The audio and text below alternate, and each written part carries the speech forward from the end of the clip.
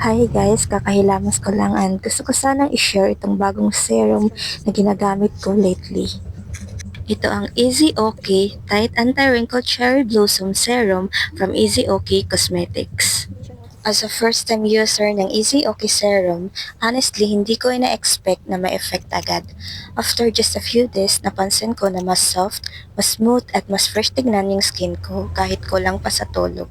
Ang gaan niya sa face and the best part, walang irritation at all. Takot talaga ako sa mga matatapang na skincare products. Ayoko yung feeling na parang sinusunog yung balat ko pero wala namang glow or ganda in return. Kaya sobrang thankful ako na hiyang ako dito.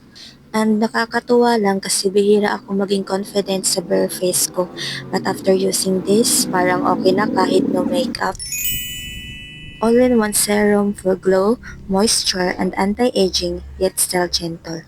No sting, no redness, ideal for sensitive or first-time user.